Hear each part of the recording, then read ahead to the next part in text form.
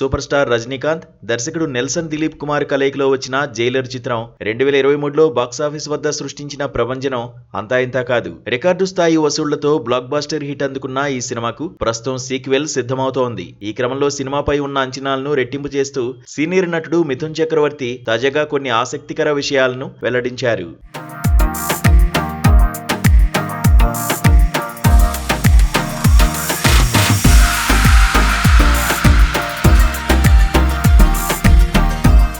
Jailer మొదటి భాగంలో పలు భాషలకు చెందిన అగ్ర హీరోలు అతిథి పాత్రల్లో మెరిసి అలరించారు. రెండో భాగంలోనూ అదే వరవడి కొనసాగింది. ఈ సినిమాలో మిథున్ చక్రవర్తి ఒక కీలక పాత్ర పోషిస్తుండగా ఆయన తాజా ఇంటర్వ్యూలో సినిమా గురించి ప్రస్తావించారు. జైలర్ 2 అత్యంత భారీ స్థాయిలో ఉండబోతోందని, ఇందులో మోహన్ లాల్, రమ్యకృష్ణ, శివరాజ్ కుమార్లతో పాటు బాలీవుడ్ బాద్షా షారుఖ్ ఖాన్ కూడా అతిథి పాత్రలో కనిపించనున్నారని తెలపడంతో అభిమానుల ఆనందానికి అవధులు లేవు.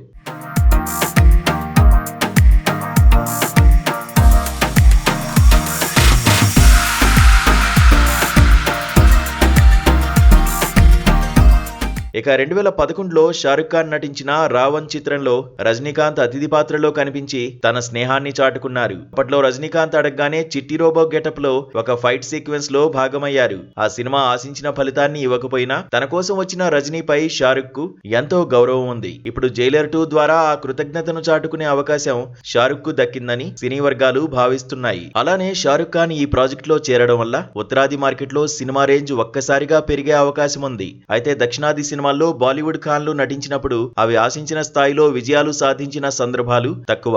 గతంలో చిరంజీవి గాడ్ ఫాదర్ సినిమాలో సల్మాన్ ఖాన్ కీలక పాత్రలో కనిపించినా అది హిందీ ప్రేక్షకులను అంతగా ఆకట్టుకోలేకపోయింది. ఈ నేపథ్యంలో నెల్సన్ షారుఖ్ పాత్రను ఎంత శక్తివంతంగా డిజైన్ చేస్తారు అనేది ఇప్పుడు ఆసక్తికరంగా మారింది.